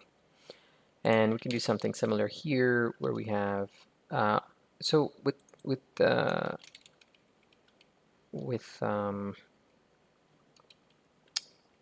let's see, with the broadcast channel, typically you don't really need to extract the receiver, because you can always get the receiver from the sender by using sender.subscribe, and you can clone the sender, which makes it super handy to pass around between multiple tasks, multiple spawns. So it's really useful. So let's do this. Let's spawn the main loop. So here, so to kind of like illustrate that, you can just say shutdown receiver, and you can just say sender subscribe. So there we go. We have our receiver. And here what we can do is, let's do this. There's another thing actually that's about to come up, which is what kind of a mutex do you use in async code? Like, so for example, I want to have a counter that I increment, and I want to pass that counter to a bunch of different, let's say, green threads. So I'm going to do a lot of Tokyo spawn calls, and inside of those async blocks, I'm going to just share this thing. I call it, let's say, safe count, and it just wraps a let's see, arc, and it wraps a inside of that. Okay, so here we go. So what do we do? What kind of a mutex should we do? As an async mutex or what? So here, if you refer to the Tokyo docs, so there's my arc mutex, and then this is sync and this is sync. These are not async. There's an async variant, and if you read the Tokyo docs, it says not to use Tokyo sync mutex and just to use standard mutex. So contrary to popular belief, and this, by the way, is this video goes into that actually in quite a bit of detail around cancellation safety and all kinds of stuff, and also what type of mutex to use. So really good video to watch. I highly recommend it, along with this one, of course. So here it goes. It is okay and often preferred to use the ordinary mutex from the standard library. There are some corner cases where you might need to use the Tokyo version, in my experience, I just clone the type, and that removes the need to have an asynchronous mutex. But it's up to you and what your use cases are. There's ways to get around it, basically. And this is also, they also provide a workaround for instance, if you don't want to clone it, you can also just do what they're saying here. Basically, wrap the arc mutex in a struct that provides a non-async method performing operations on the data within. And so then that's not even async code. So yeah, you can do that. So anyway, here we're just using a standard mutex because we're going to be passing the safe count to a whole bunch of green threads. And then let us do this. So let's do this here. That's a bunch of setup. So here we can do this. This is thread safe data, and here we can say safe. Let's clone it because we're gonna be passing it into a Tokyo spawn, and we're gonna do. And we're gonna put this in a join handle. Okay, so we're gonna have an infinite loop which just goes, all right, do a Tokyo select and race these futures. So if you get a signal on the shutdown channel, then break out of the loop. But instead of breaking out of the loop, I'm also gonna say tracing info like that. Shutdown, say, I can just say task got shutdown signal. It's not really task. Oh, yeah, it is a task because this is a top level feature, right? So, and then we can do something like if we are, so this is event receiver to receive it. It gives you like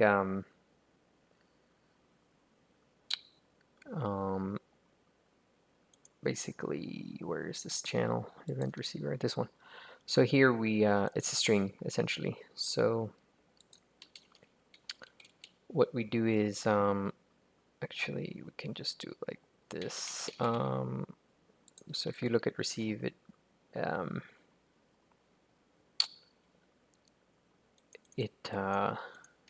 receives an optional value. So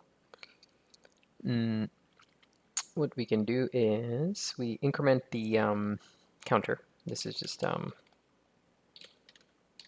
increment the count, and then because it's thread safe, we have to lock it and unwrap it, then dereference it, increment it, and then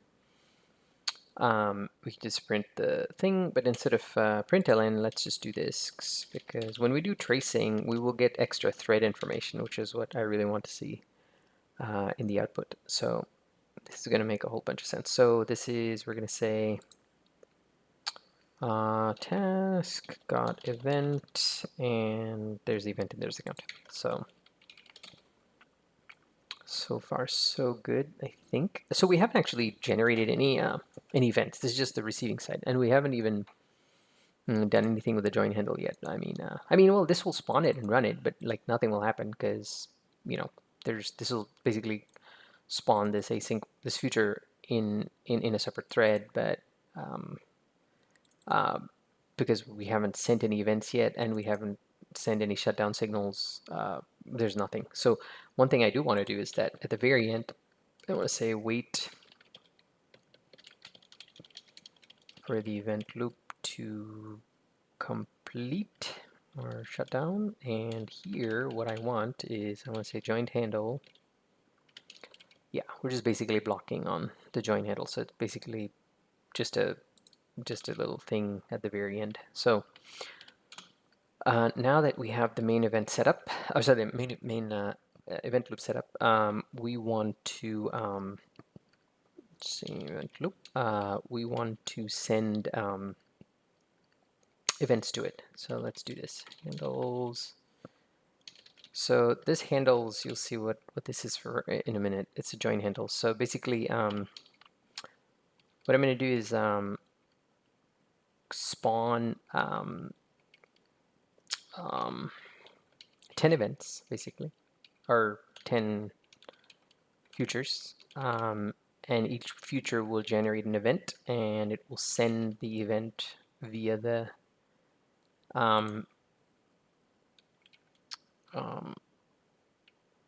this one, the event sender.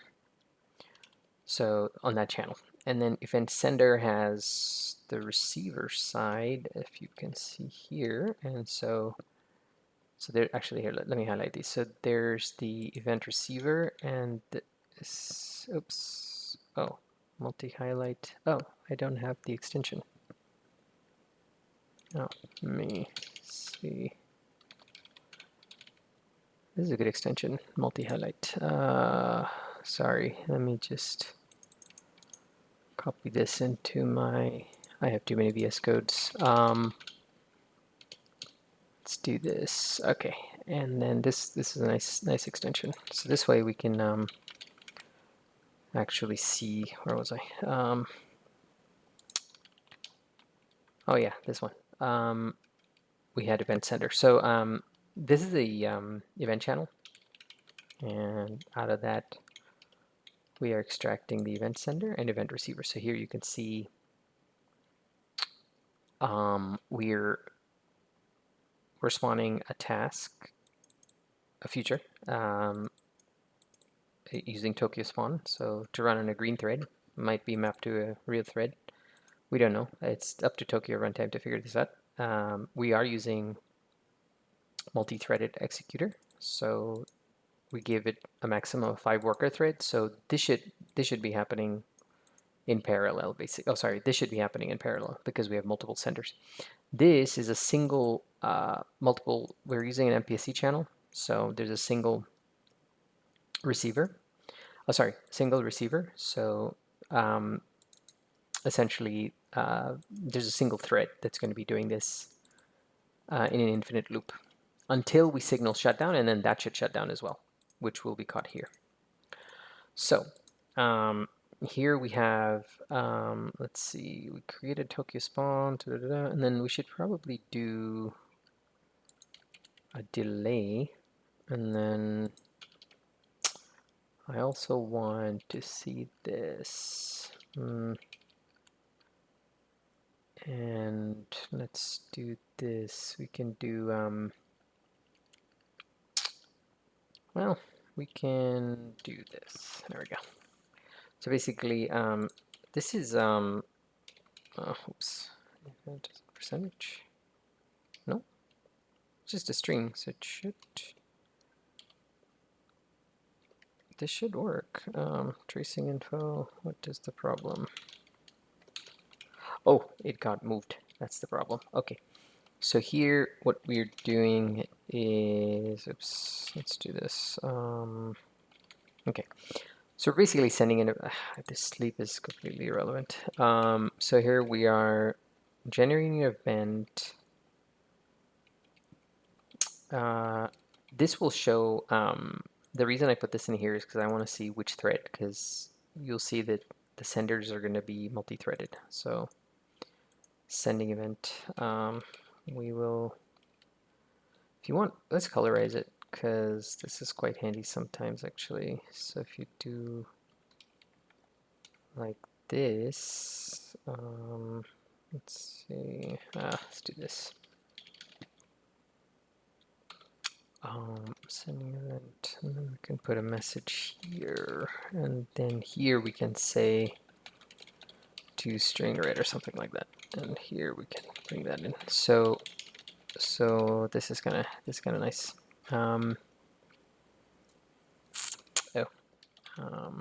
String.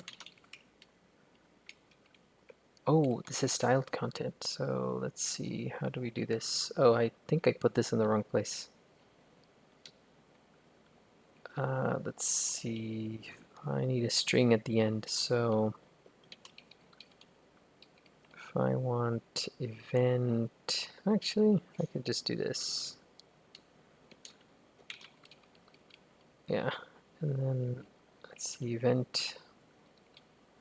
No, I don't think this is right. Let's do this. Format, sending event. So I want to colorize this. Then I can say let messages message to string, and then this should work. There we go. Okay, so this is a cross-term thing because I wanted to colorize the tracing log output. So this event is actually going to be sent over the MPSC channel. So this is just plain text, but the log output. And I think here you can say to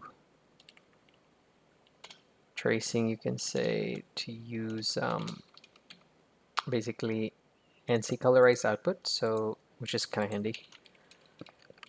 Let's see. Okay, so we got our handles. We are basically pushing all of these in there, and the reason for this is because I don't want to. I kind of want to block until all these have finished executing. So we can say wait for all events to be sent to the main event loop. And the way we do that is we say futures future. This is very handy. Join all handles, and it's a vec of join handles. Super useful. And then after this, what we can do is shut down the event loop, the main event loop. So in order to do that, what we do is we say shutdown sender. We just send anything to shutdown sender, and that pretty much does that. So at this point, we can do some assertions. Assert the count is correct, sure. And here we can say assert EQ. Let's see, we should have shutdown sender receiver count is 1 because we have one receiver up here, this one. And then this one should be, yeah, safe count, whatever, that count that we've been incrementing should be 10 because I've spawned 10 of these tasks. So, whew. Let's, oh, oops, that is correct. So the reason this is saying that is because it doesn't think that this is a test, so I can say configure this, the whole thing as a test module to get rid of that warning. Okay, so let's run it and see what happens. Whoa. What failed? Okay, let's run this again.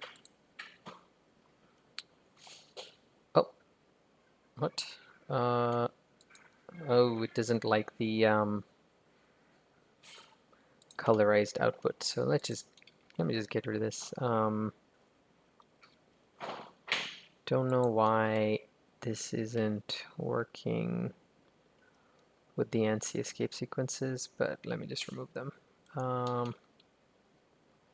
Let me just get rid of this. Okay, this might be better. Mm, 7. That's weird. Where are we incrementing the counter? So if it gets, it receives an event, it increments the counter, and that should happen 10. And okay, so we're waiting for all these to finish. Okay.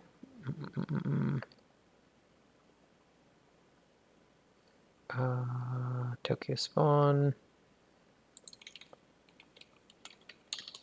So we do Tokyo spawn, async move, we send the event.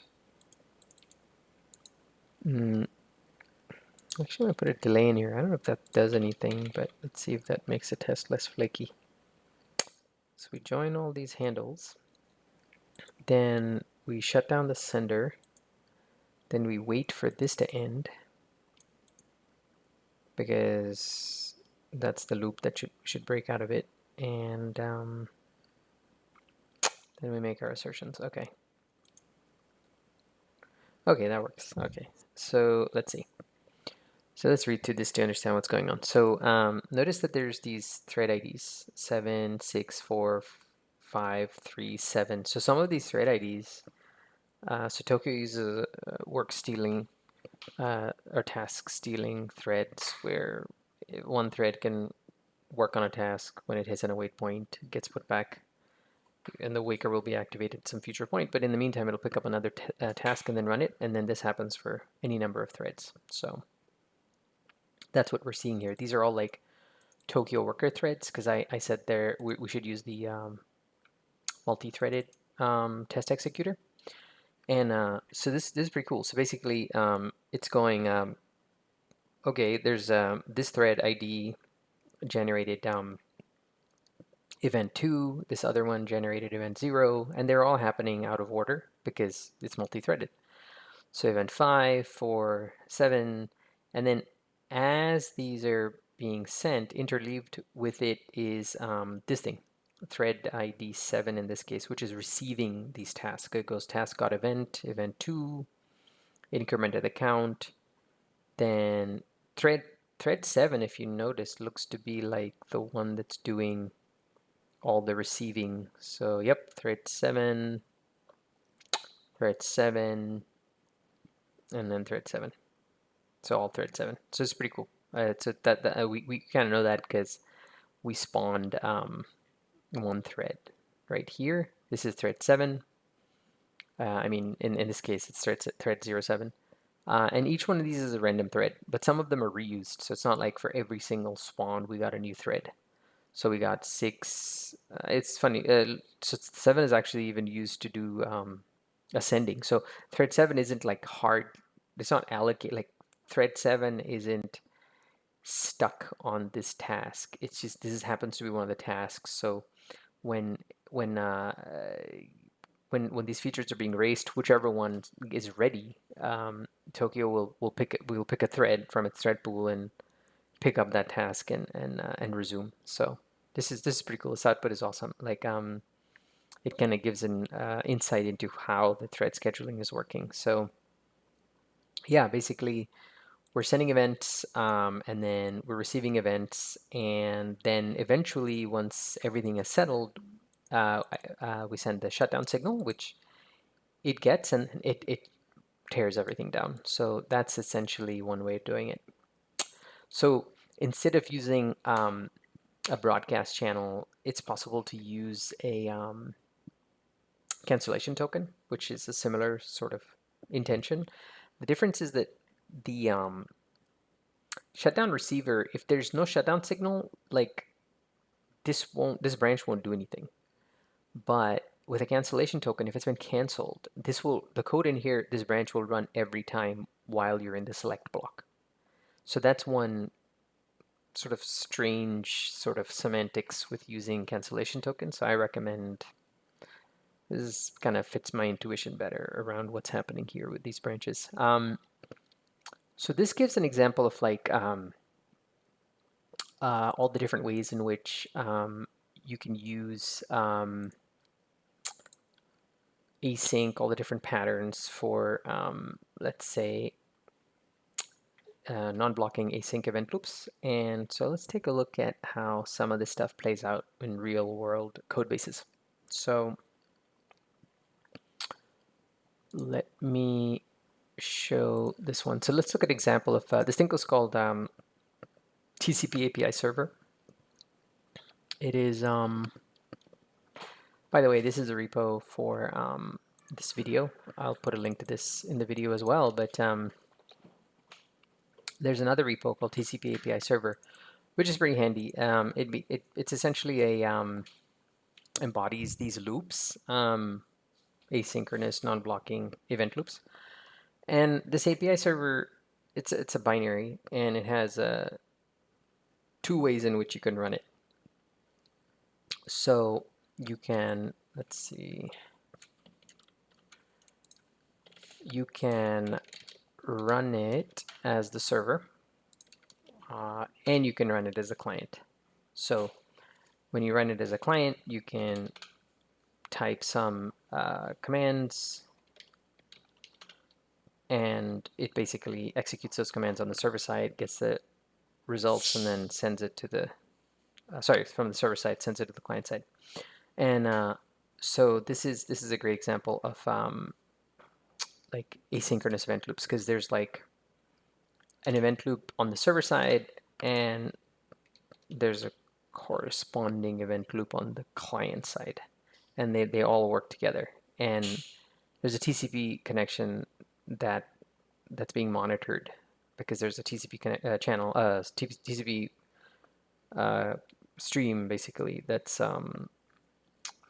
being established between the client and the server. So that's a demo of what it does. So I'll show you some of the code in there. So this README is really handy to kind of get a sense of like these event loops and how Tokyo spawn is used and Tokyo select is used and so on.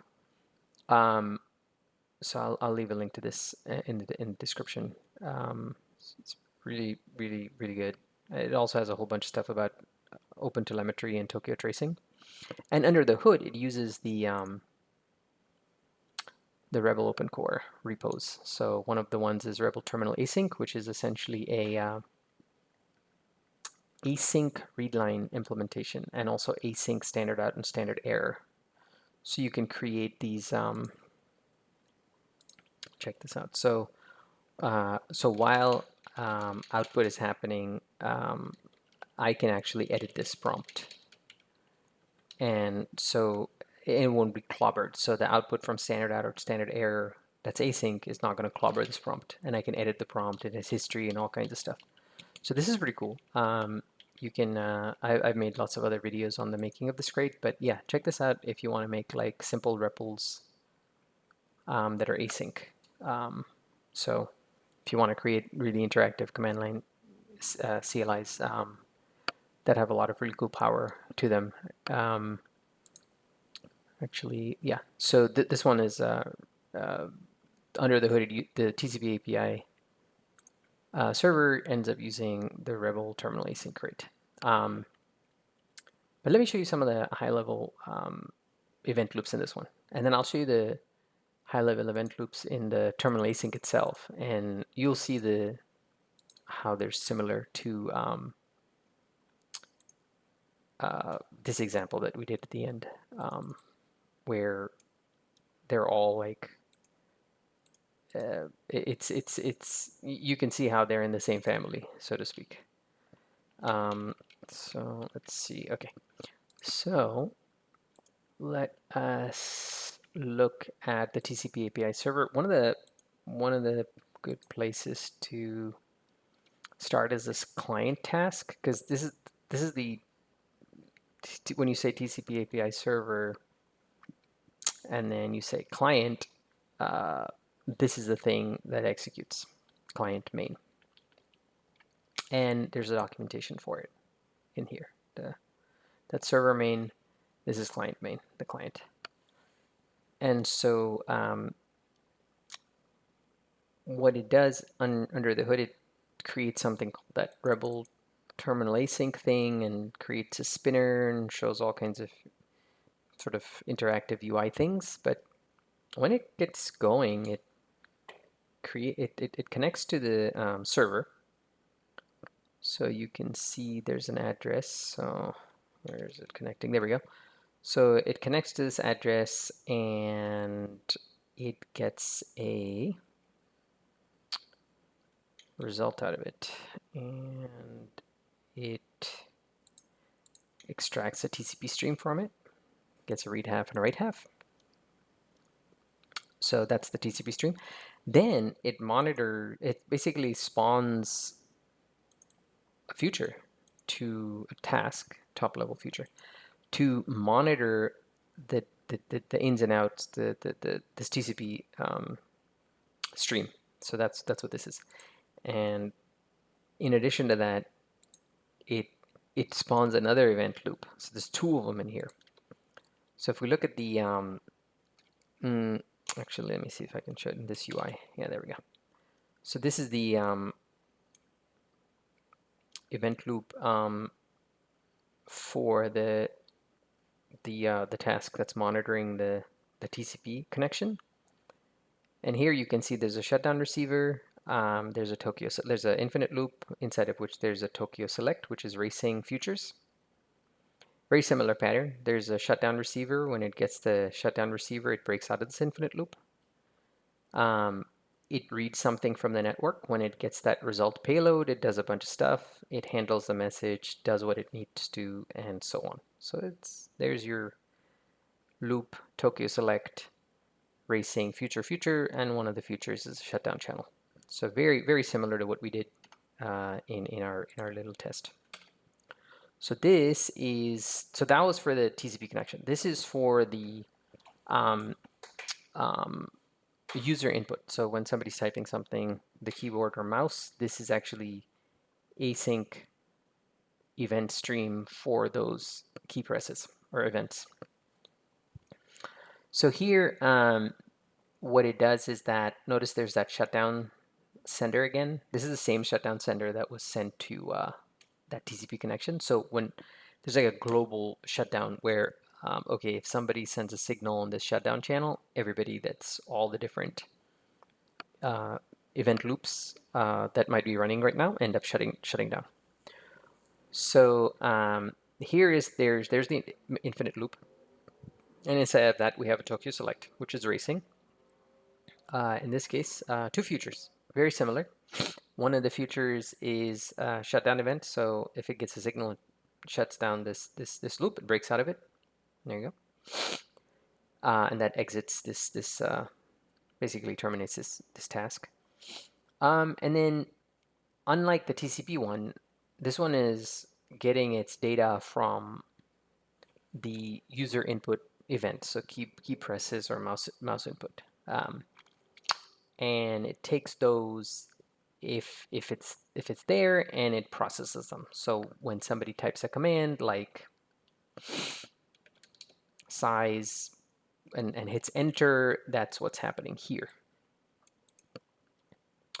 And then if somebody presses Control D or Control C, that's also being processed here. So this is an example of two futures that are spawned. Actually, this one's not spawned because this is running on the thread, the main thread that basically Tokyo has spawned. So this client main is actually spawned by a main function which is wrapped in Tokyo main. So that's why there's no need to wrap this in a spawn, because it can just use the thread that it's on. But this one needs to be spawned on a separate thread. But yeah, when a shutdown happens, they both get shut down. And so this is an example of two async non-blocking event loops working in unison. One handling TCP connections, the other handling user input over keyboard and mouse. So that cancellation safety thing, this one uses a shutdown sender, which is, unsurprisingly, a broadcast channel of size 1. Cancellation token, I originally used it here, but I ended up moving away from it. And then another thing I wanted to show is testing async code. So let's go look at how in this one, when we have that racing two futures, and one of the futures was this thing called terminal async get readline event. Let's look at how that's implemented. So this is this one, the Rebel terminal async crate, and this is the readline Rust file. And here there is a new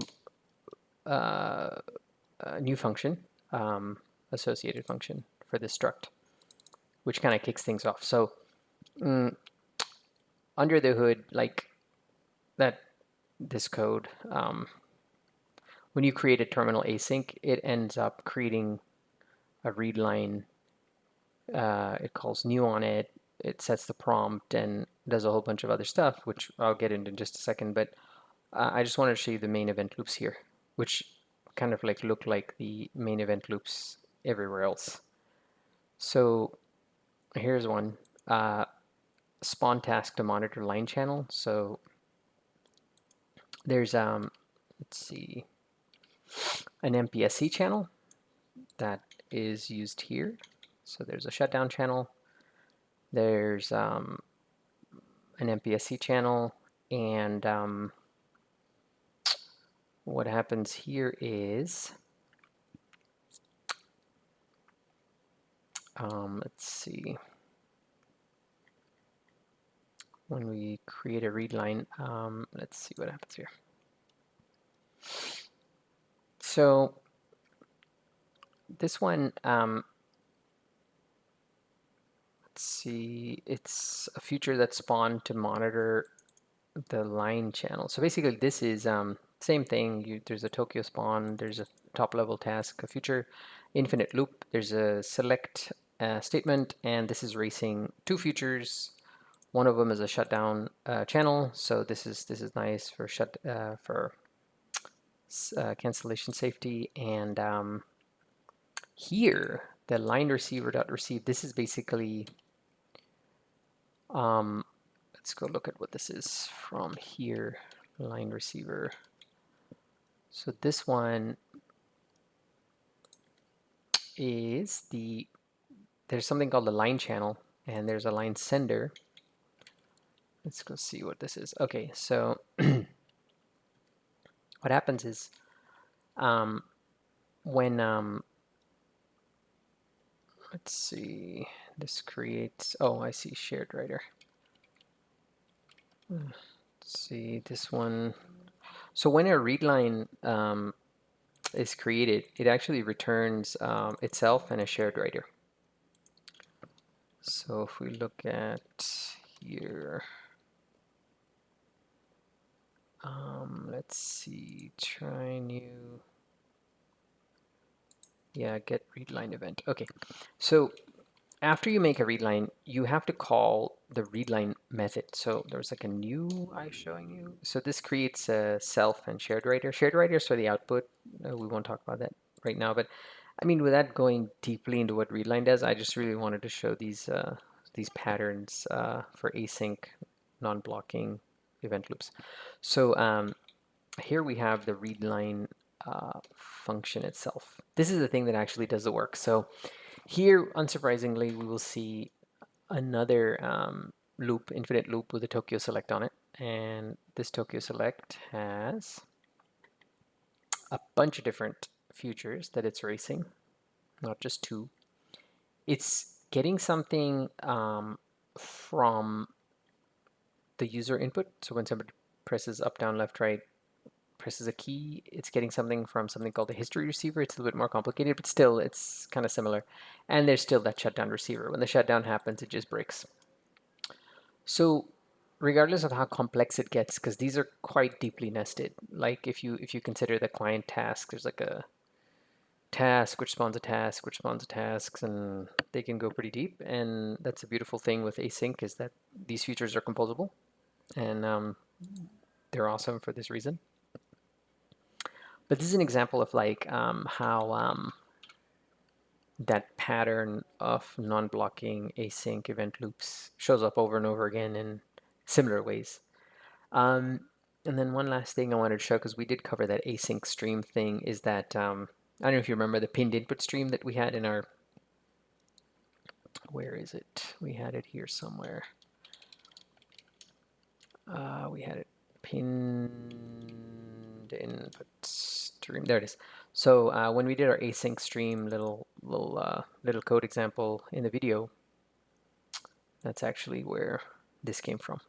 And this allows using dynamic dispatch and trait objects or trait pointers to be able to abstract away specifically what the source of input events is. So whether, where is it getting its key presses from? And also it allows the output. So whether it's standard out, standard air, or something else, it could be something that's piped over the network for all we know. All of these can be abstracted as well. So, but that's a separate thing. I have another video on like Rust polymorphism and dynamic dispatch. That might be worth watching for that. So yeah, whew, with that concludes this video.